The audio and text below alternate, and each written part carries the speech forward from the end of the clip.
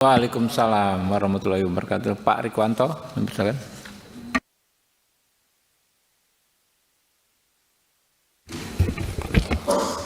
Assalamualaikum warahmatullahi wabarakatuh. Terima kasih pimpinan, yang saya hormati rekan-rekan anggota Komisi 3, rekan-rekan dari Barkampori, unsur pimpinan, unsur staf, unsur pelaksana. Ya, Pak Karyoto, sahabat saya. Kita pernah sekolah sama-sama ya. Terima kasih untuk paparannya, sangat lengkap, ya, komprehensif tentang Barkampori. Ya. Ada beberapa hal yang menjadi perhatian dan menarik perhatian saya tentang tugas-tugas Barkampori ini.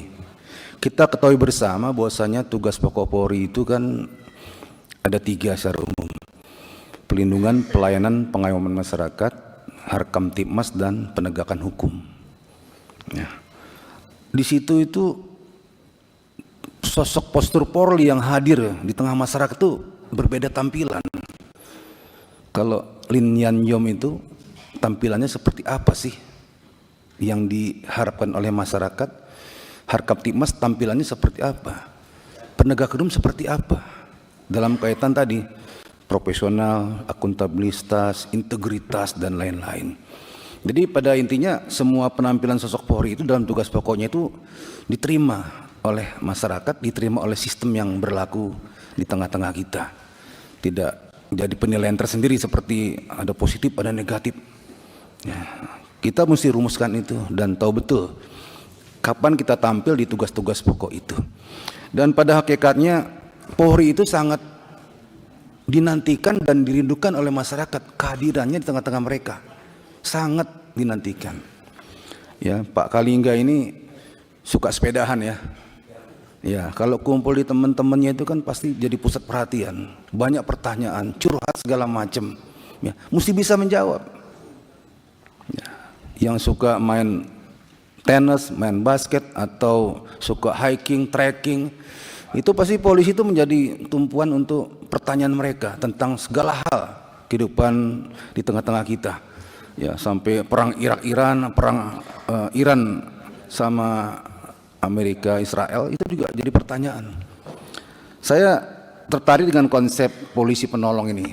Tadi disampaikan ya, polisi penolong ini luar biasa sebenarnya. Sampai tadi Pak Kabarkam bilang ada terakhir polisi super ya. Tapi polisi super ini jangan cuma berhenti di supernya itu kerjanya, tapi sebenarnya dia menahan lapar. Senyummu adalah tangisku, nggak begitu ya. Jadi seimbang, supernya itu dengan fasilitasnya juga. Nah, saya menawarkan konsep ya. Ada yang namanya empati.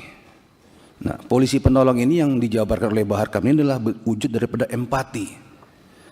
Kesediaan menolong, helping person, helping police. Kemudian kesediaan hal-hal yang relevan dengan pelayanan kepolisian. Kemudian memiliki pengetahuan, enggak tulalit, enggak gaptek ya. Dia update terus keterampilan dasar membantu masyarakat. Itu diterapkan, dipraktekkan, itu menjadi namanya wujudnya empati. Nah, kalau itu dipraktekkan oleh seluruh polisi Indonesia, apapun tugas pokoknya, fungsinya, itu akan muncul simpati. Simpati, rasa yang muncul di masyarakat, wah ini polisi boleh juga ya, baik juga, bagus juga, oke juga. Ini bisa dijadikan teman atau tumpuan atau acuan. Ya, muncul simpati. Simpati itu terus bertumbuh, akhirnya menjadi stereotip. Polisi Indonesia tuh bagus ya, oke juga gitu. Nah, dari simpati nanti muncul terakhir partisipasi. Partisipasi dari masyarakat. Itu nggak usah diminta, muncul sendiri. Bapak Babinkamtibmas kurang apa Pak di sini dalam rangka menjaga kita semua? Motor saya udah tua, rusak, jelek, butut, itu nggak diminta, muncul sendiri partisipasi itu. Tapi jangan berharap partisipasi muncul kalau tidak ada empati. Jangan berharap simpati muncul kalau tidak ada empati. Dasarnya empati. Ini dimulai di Baharkam, di Binmas ini. Ya, ini harusnya nilai-nilai helping policy itu, helping person, polisi penolong itu tertanam di semua unsur anggota kepolisian, bukan hanya di Binmas saja. Dari situ baru muncul dikembangkan, disudahkan tugas pokoknya. Maka tadi saya bilang di awal, postur Polri yang mana yang kita hadirkan ke masyarakat dalam kaitan perlindungan, pelayanan, pengyoman, kemudian dalam rangka Harkamtibnas, dalam rangka penegakan hukum, beda-beda.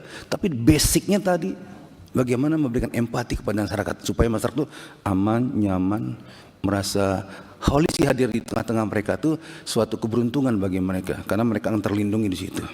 Nah, saya taruhkan konsep ini mudah-mudahan bisa menjadikan pedoman anggota Polri yang tadi dimaksud, dirindukan, dinantikan kehadiran tengah masyarakat. Tentunya dia harus kuat secara pengetahuan, kuat secara tugas pokok polisian, kemampuan teknis, juga memiliki hati yang seluas samudra untuk menerima masalah-masalah dan masukan-masukan dari masyarakat. Ini Pak kabarkan masukan saya. Terima kasih Pak Ketua. Assalamualaikum warahmatullahi wabarakatuh. Waalaikumsalam warahmatullahi wabarakatuh. Gerindra, siapa yang mau? Gerindra? Pak Rahul ya.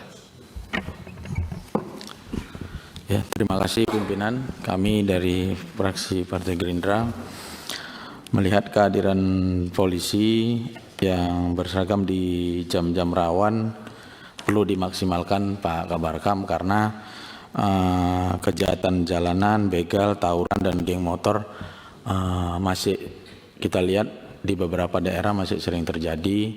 Nah, yang mana kita akan menghadapi Idul Fitri dan juga Hari Nyepi, yang mana hari ini juga harinya berdekatan. Tentu di sini diperlukannya penjagaan yang maksimal seperti patroli skala besar untuk pengamanan rumah-rumah yang kosong, yang mana warga akan mudik ke daerah kampungnya masing-masing, tentu perlu pengawasan yang ketat. Nah, kita harapkan Barkam Polri bisa turun ke daerah-daerah yang rawan dan juga pengamanan jalur mudik seperti objek-objek vital, seperti juga jalur tol Pak. Kadang-kadang yang tempatnya memang setiap tahun menjadi kemacetan, mungkin perlu dievaluasi cara-cara penanganannya, cara-cara mau mobil itu bisa keluar, karena saya lihat